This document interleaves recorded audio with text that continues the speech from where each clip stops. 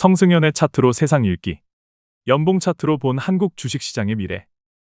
차트는 보통 스탁 개념의 틱 차트도 있지만 플로우 개념의 차트가 일반적이다. 우리가 익히 알고 있는 일봉, 주봉, 월봉 또는 분봉 등 일정 시간 내에 거래된 주식 데이터를 이미지로 보여주는 차트들 말이다. 그런데 이런 플로우 차트 중에서 매년 딱 한 번만 보는 차트가 있다. 맞다. 바로 연봉 차트다. 말 그대로 1월 첫 영업일부터 12월 마지막 날까지를 기록해 오직 하나의 캔들로 압축해 놓은 차트를 말한다. 사실 연봉 차트는 그 흐름이 너무 길어서 투자 목적으로 활용하기에는 무리가 있다. 대신 수년간 또는 수십 년간의 기록이 오롯이 남아있기에 한 기업의 흥망성쇠를 한눈에 살펴볼 수 있다는 장점이 있다. 기업이 지금 성장기에 있는가 아니면 쇠퇴기로 접어들었는가가 바로 보인다. 특히 대형 우량주의 경우 더욱 선명하게 드러난다. 매번 말하는 거지만 차트 분석의 쓰임은 매우 범용적이다. 그것은 주로 개별 기업 차트를 분석하는 데 쓰이지만 지수 차트나 선물 차트 또는 기타 다른 차트들을 분석하는 데도 위화감이 없다. 연봉 차트 역시 똑같이 적용된다. 그런 차원에서 한 해를 마무리하고 새로운 시작을 알리는 이맘때쯤 각 나라를 대표하는 주요 지수들을 연봉 차트로 분석해보는 것은 매우 필수적인 작업이다. 지금까지의 시장 전체가 보이는 것은 물론 향후 시장의 큰 흐름을 추론하는 데도 매우 유용하기 때문이다. 그런데 이번에는 흥미롭게도 대표지수 및 대표기업들의 연봉 차트에서 자주 보이지 않는 패턴들이 다수 나왔다. 이는 차트의 예측 가능성을 크게 높인다는 면에서 매우 고무적이다. 그만큼 보다 정확하고 효율적인 대응이 가능할 것이니 말이다. 우선 코스닥 차트를 보도록 하자. 사실 대한민국을 대표하는 차트는 코스피 차트겠으나 근본 코스닥 차트에서 매우 확실하면서도 유의미한 패턴이 나왔기에 먼저 볼까 한다. 차트를 제대로 보기 위해 우선 차트의 패턴에 대해서 잠깐 공부해 보도록 하자. 차트 분석에서 패턴이란 매우 중요한 요소 중 하나인데 주가가 추세를 만들기 전 힘을 압축하는 과정에서 어떤 의미 있는 모양을 만드는 것을 말한다. 말하자면 하락하기 전 매도세가 집중되며 하락 압력이 높아지는 패턴을 하락 패턴이라 하고 상승하기 전 매수세가 몰리며 상승 동력이 축적되는 패턴을 상승 패턴이라 부른다.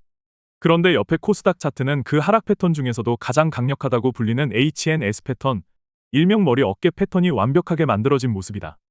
HNS 패턴은 보통 왼쪽 어깨, 머리 그리고 오른쪽 어깨의 형태로 이어지는데 근본 코스닥 연봉 차트는 이미 이 모든 걸 다 만들고 이제 본격적인 하락을 준비하고 있는 모습이다. 물론 HNS 패턴이 만들어졌다고 해서 반드시 하락으로 이어지는 것은 아니지만 필자 경험으로는 80% 이상이라고 본다. 왼쪽이 HNS 패턴의 전형이다. 보통 고점에서 오른쪽 어깨까지 다 만들어지고 나면 그때부터 급락이 나온다. 매도세가 압도적으로 압축되었기 때문이다.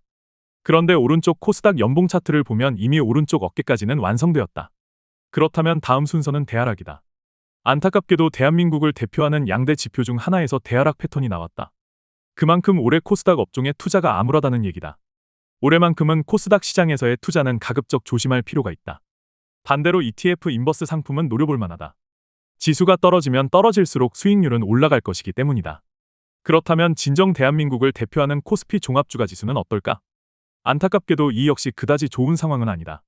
아직 코스닥 지수만큼은 완성된 것은 아니지만 고점에서 HNS 패턴의 그림자가 아른거린다. 만약 지수가 더 떨어져서 차트상의 파란 기준선으로 표시된 대지지선마저 깨뜨리기까지 했다면 매우 암울할 뻔했다. 코스닥 차트 마냥 완벽하게 HNS 패턴이 완성되었을 것이기 때문이다. 실제로 코스피 지수는 2003년 돌파 이후 2022년까지 단 한 번도 이 선을 깨지 않았다. 그러던 것이 2022년 한 번 깨졌고 작년에 다시 반등한 이후 이제는 코스피 지수의 마지막 보루로 작용하고 있는 중이다. 따라서 올 한 해 유심히 봐야 할 부분이 이것이다. 저 파란 기준선을 결국 깨고 내려가느냐 아니면 파란 선의 지지를 받고 다시 힘차게 반등하느냐가 올해의 화두라 하겠다. 마음 같아서는 장대양봉이 우뚝 서면서 전고점까지 뚫어주면 고맙겠으나 기준선 밑으로 급락할 가능성도 매우 높은 자리라 방심하면 안 된다.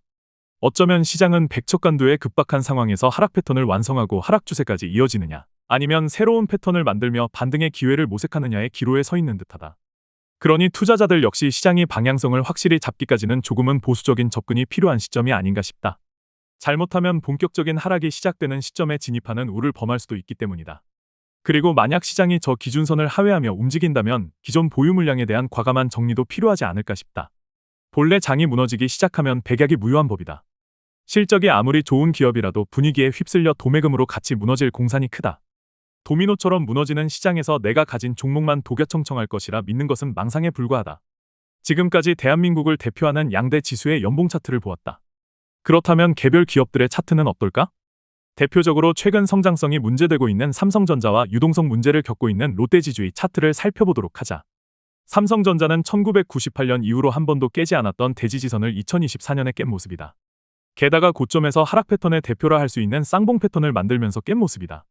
어쩌면 본격적인 하락이 시작될 가능성이 매우 높아 보인다. 최근에 삼성은 대한민국 대표 기업이라는 위상에 걸맞지 않는 행보를 보여왔다.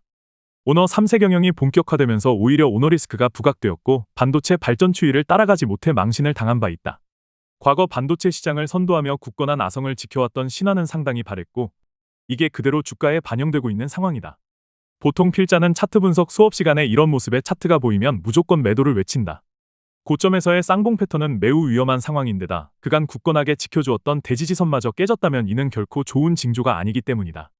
게다가 그것이 주봉이나 월봉에서 나온 것도 아니고 연봉 차트에서 나왔다면 문제는 더욱 심각하다. 안타깝게도 이게 대한민국을 대표하는 삼성전자에서 나왔다는 것이 더욱 문제다. 삼성전자가 무너진다면 시장도 결코 안전하지 못할 것이다. 삼성전자 하나 가지고 너무 호들갑을 떠는 거 아니냐 말할 수 있다. 게다가 이러한 모습이 보편성을 띠느냐도 의문을 표할 수 있다. 그렇다면 롯데지주 연봉 차트가 어느 정도 답이 되어줄 수 있을 것이다. 어쩌면 삼성전자가 가게 될 길을 그대로 먼저 가고 있기에 하나의 이정표가 되어줄 수도 있다. 과거 신격호 회장이 그룹 일선에서 진두지휘할 때만 해도 단 한 번도 깨지지 않던 대지지선이 2017년 살짝 깨지더니 그 이후로 주가가 계속 줄줄 흘러내리고 있는 모습이다. 물론 고점에서 HNS 패턴이 완성된 해 역시 2017년이다. 그런데 공교롭게도 지금의 신동빈 회장이 롯데지주 회장에 취임한 해가 2017년이다.